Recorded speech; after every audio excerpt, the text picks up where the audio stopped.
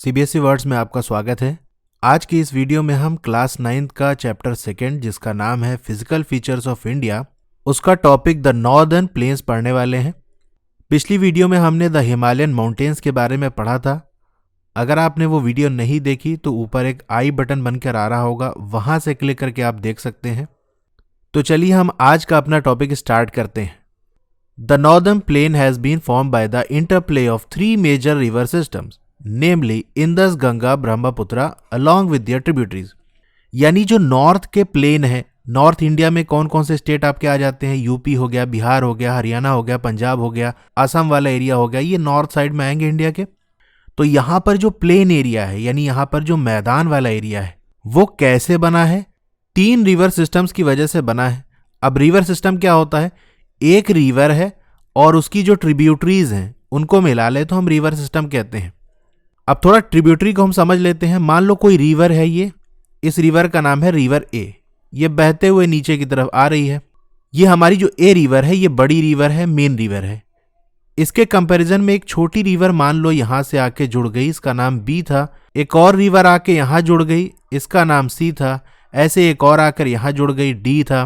तो ये जो आपका बी सी डी रिवर है, ये अपने आप को आकर इस मेन रिवर ए में मिला दे रही हैं। जैसे आप कंट्रीब्यूट करते हो ना, कि सब लोग चलो पैसा मिलाओ, पैसे कंट्रीब्यूट करो, तो वही तरह से जो भी रिवर अपने आप को किसी एक बड़ी रिवर में आके मिला देती हैं, तो वो उस मेन रिवर की ट्रिब्यूटरीज कहलाएंगी। जैसे बी सी डी ने अपने आप को आकर ए में मिला दिया, तो हम कह सकते हैं कि ए की ट्रिब्यूटरीज क्या है? बी सी डी रिवर है। ठीक है, तो यही जो रिवर है और इसकी जो ट्रिब्यूटरी है उसको मिलाते हैं तो पूरा रिवर सिस्टम बनता है। तो यहां पर 3 रिवर सिस्टम है, इंदस, गंगा और ब्रह्मपुत्रा। इनकी वजह से ये नॉर्थ के प्लेन बने हैं। कैसे बने हैं वो आगे हम देखेंगे। तो ये हमारी ऐसे इंदस रिवर है, ये यहां जाती है, इसकी ट्रिब्यूटरीज ऐसे हैं, आकर मिलती हैं। ठीक है, और इधर ये हमारी गंगा रिवर हो गई, ये आके ऐसे चली गई, इसकी भी ट्रिब्यूटरीज हैं, जैसे यमुना हो गई, घाघरा हो गई, गंडक हो गई, कोसी हो गई। ठीक है, तो ट्रिब्यूटरीज के नाम आपको याद नहीं रखने, बस आपको आइडिया दे रहा हूं कि इंदस हो गई, ये हमारी गंगा हो गई, इसी तरह से हमारी ये ब्रह्मपुत्रा रिवर हो गई। ठीक है, तो इन्हीं की वजह से ये प्लेन बने हैं। मान लो ये इंदस वाला रीजन है, तो इंदस रिवर के आसपास इस तरह से प्लेन बने हैं। ये गंगा वाला एरिया है, तो यहां पर ये गंगा रिवर के आसपास ये प्लेन बना है हमारा।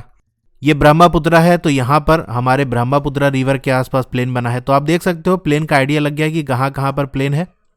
This plain is formed of alluvial soil. यहां पर जो सॉइल मिलती है वो कौन सी मिलती है? Alluvial soil. The deposition of alluvium, पहले हम इसको देखते हैं कि ये डिपोजिशन क्या है, अलुवियम क्या है। जैसे ये हमारा यहां पर ऊपर माउंटेन्स है, माउंटेन से क्या होता है? रिवर्स निकलती हैं और नीचे की तरफ आती हैं। तो जब माउंटेन से ये निकलती हैं तो उस समय बहुत ज्यादा स्लोप होता है, ढाल होता है, तो रिवर की जो वेलोसिटी है, उसकी जो स्पीड है वो बहुत ज्यादा होती है।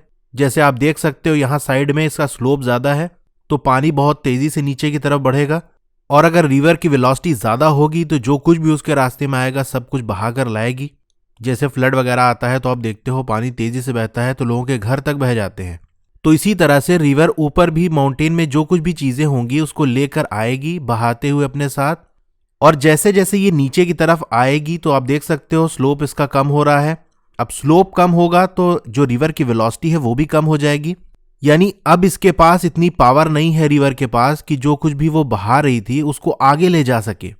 तो जो कुछ भी यहां माउंटेन से इसने इरोजन के जरिए यहां से हटाकर बहाया था, उसे अब यहां पर इस रीजन में स्लोप के कम होने की वजह से, रिवर की वेलोसिटी के कम हो जाने की वजह से यहां पर वो डिपॉजिट करना शुरू कर देगी। ठीक है, यानी यहां पर आकर वो चीजें बैठना शुरू हो जाएंगी, सेटल होना शुरू हो जाएंगी। तो यही होता है हमारा डिपोजिशन। तो डिपोजिशन ऑफ अलुवियम, अलुवियम क्या होता है? यानी कोई भी चीज कहीं से इरोजन के जरिए से हटती है और रिवर वगैरह के जरिए बहते हुए कहीं दूसरी जगह जाकर वो जम जाती है, डिपॉजिट हो जाती है, उसे हम अलुवियम कहते हैं। अब इसमें बहुत सारी चीजें होती हैं, वो इतना इंपॉर्टेंट नहीं है, लेकिन फिर भी मैं बता देता हूं। जैसे अलुवियम के अंदर आपके ग्रेवल्स होते हैं जिसे हम कंकड़ कहते हैं, उससे छोटे जो पार्टिकल होते हैं उसे हम सिल्ट कहते हैं, उससे छोटे जो पार्टिकल होते हैं उसे हम सैंड कहते हैं यानी रेत या बालू, और जो सबसे छोटे पार्टिकल इसके अंदर होते हैं उसे हम क्ले कहते हैं। ठीक है, तो ये सारी चीजें से मिलकर अलुवियम बनता है और जिस सॉइल के अंदर अलुवियम प्रेजेंट होता है उसे हम अलुवियल सॉइल कहते हैं। ठीक है, तो ये अलूवियम आकर यहां पर नीचे के हिस्से में जहां स्लोप कम हो जाता है डिपॉजिट होता है। तो कहां डिपॉजिट हो रहा है? In the vast basin lying at the foot hills of the Himalaya. अब ये ऐसे हमारे हिमालयन माउंटेन है, ठीक है। ऐसे मान लो यहां पर आकर ये माउंटेन खत्म हो रहे हैं, ठीक है।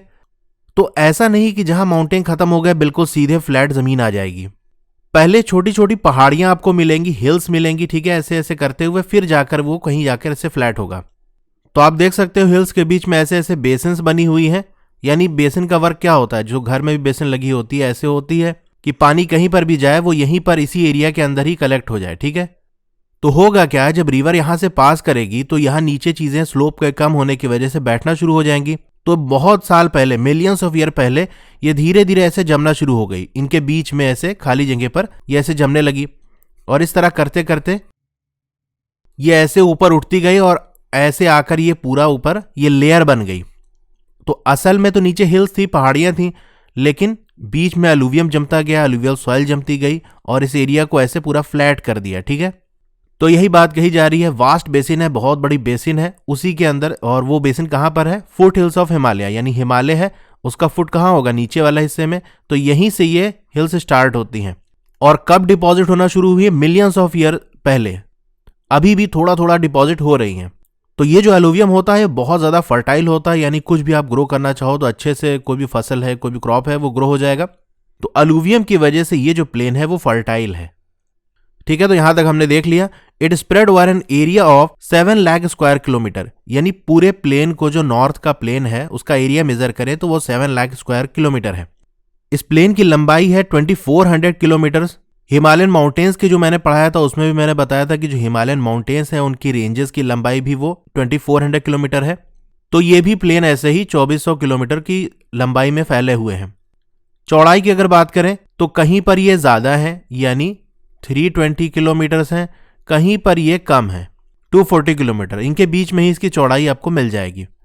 It is densely populated physiographic division, यानी ये जो हिस्सा है नॉर्दर्न प्लेन जो है वो बहुत ज्यादा घनी आबादी वाला है, बहुत ज्यादा लोग रहते हैं यहाँ पर।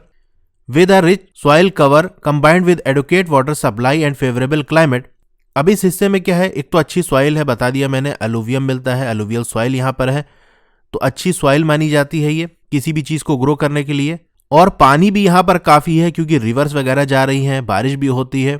और तीसरी चीज है फेवरेबल क्लाइमेट, यानी जिस क्लाइमेट की जरूरत है वो क्लाइमेट मिल रहा है।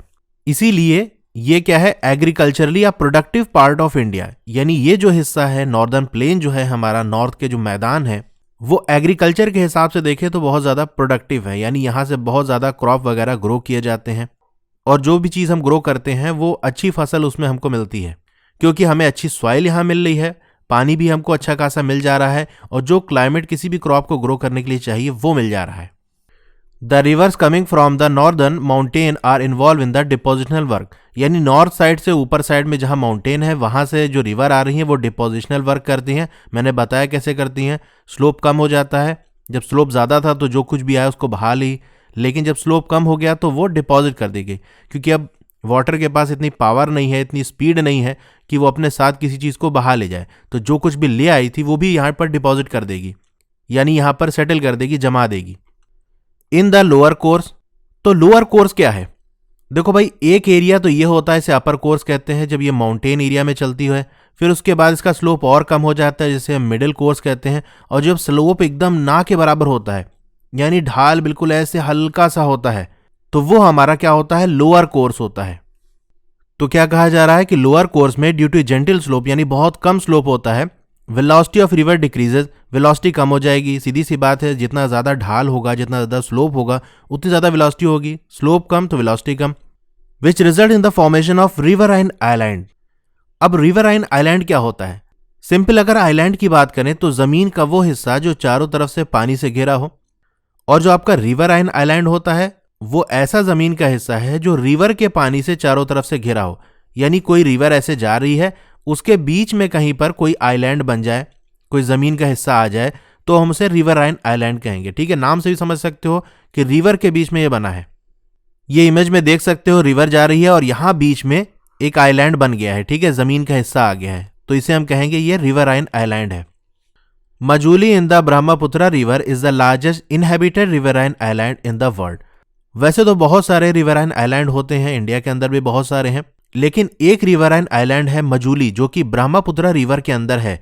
वो दुनिया का सबसे बड़ा इनहेबिटेड यानी जहां पर लोग रहते हैं। वैसे तो रिवराइन आइलैंड इतने छोटे होते हैं कि वहां कोई जनरली रहता नहीं है, लेकिन ये इतना बड़ा है, बल्कि एक तरह से इसको एक पूरा डिस्ट्रिक्ट बना दिया गया है और यहाँ करीब 1.5 लाख लोग रहते भी हैं।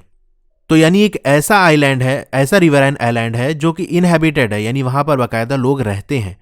तो ये दुनिया का सबसे बड़ा इनहेबिटेड रिवराइन आइलैंड है। कौन सा? मजूली, जो कि ब्रह्मपुत्र रिवर में है। The river in the lower course split into numerous channel due to the deposition of silt. तो लोअर कोर्स में क्या होता है, यानी जब एकदम स्लोप कम हो जाता है तो जो रिवर होती है वो कई हिस्सों में टूट जाती है। ऐसे रिवर जा रही है वो कई हिस्सों में बिखर जाती है, ऐसे ऐसे। ठीक है, किस वजह से? Due to deposition of silt. जैसे आप देख सकते हो ऊपर से एक रिवर आ रही थी, ये कई हिस्सों में बढ़ गई क्योंकि यहां बीच बीच में ये सिल्ट वगैरह जमना शुरू हो गए। ठीक है, यहां जम गया तो जहां से भी पानी को रास्ता मिला वो अलग अलग हिस्सों में ऐसे बढ़ते हुए चली गई। और ये कब होता है? लोअर कोर्स में, यानी जब रिवर जाकर ओशन में मिलने वाली होती है। ये वाली इमेज में भी देख सकते हो ऐसे रिवर आ रही है और उसके बाद जब एकदम ओशन में मिलने का टाइम आया तो ये कई हिस्सों में बढ़ गई, क्योंकि अब इतने ज्यादा इसकी स्पीड स्लो हो चुकी है कि अब यहां पर बहुत ज्यादा चीजें जमना शुरू हो जाएंगी। तो सीधी सी बात है, जब जम जाएगी तो जहां से रास्ता मिलेगा कई हिस्सों में बढ़ जाएगी। तो ये जो छोटे छोटे टुकड़े होते हैं उसको हम डेल्टा कहते हैं। ठीक है, these channels are known as distributaries. इन्हीं जो चैनल्स ये कई हिस्सों में जो बटा है इसे हम डिस्ट्रीब्यूटरीज कहते हैं। ट्रिब्यूटरी के बारे में तो मैंने दिखाया था कि एक रिवर है उसमें कई रिवर और जुड़ जाए तो वो उसकी ट्रिब्यूटरी कहलाएंगी। इसी तरह अगर कोई एक रिवर आ रही है वो कई हिस्सों में टूट जाए, कई हिस्सों में बिखर जाए जाके, तो उसे हम कहेंगे डिस्ट्रीब्यूटरी। ओके, तो हमने ये इंट्रोडक्शन वाला पार्ट नॉर्दर्न प्लेन का देख लिया है। अगली वीडियो में हम ये देखेंगे कि नॉर्दर्न प्लेन्स को किस तरह से डिवाइड किया गया है। आपको और भी वीडियोस देखनी है तो आप प्लेलिस्ट से देख सकते हो, उसका लिंक मैं डिस्क्रिप्शन में दे दूंगा। यानी आपकी ये वीडियो है, वीडियो के इधर साइड कॉर्नर में एक ट्राइंगल बना होगा, उस पर आप क्लिक करोगे तो नीचे डिस्क्रिप्शन खुल जाएगा, वहां पर आपको प्लेलिस्ट का लिंक मिलेगा। वहां से क्लिक करके भी आप देख सकते हो, या आप चैनल का नाम सर्च कर लेना CBSE वर्ड्स, डी के आगे Z लगाना है और उस पर क्लिक करके ओपन करोगे तो आपको यहाँ होम वीडियो प्लेलिस्ट लिखा होगा। प्लेलिस्ट पे क्लिक करके क्लास 9th वाले सेक्शन के अंदर अलग अलग सब्जेक्ट की प्लेलिस्ट आपको मिल जाएगी, वहां से भी क्लिक करके आप देख सकते हो। तो आपको वीडियो कैसी लगी कमेंट करके ज़रूर बताइए। अच्छी लगी हो तो लाइक ज़रूर करिए और अपने दोस्तों में से शेयर ज़रूर करिए। चैनल पर नए हैं तो चैनल को सब्सक्राइब कर लीजिए और उसके बगल में एक बेल का आइकन बना होगा, उसको दबा के ऑल पे क्लिक कर देंगे तो जब भी नई वीडियो आएगी आपको मैसेज आ जाएगा। ओके, तो फिर मिलते हैं अगली वीडियो में। Thank you.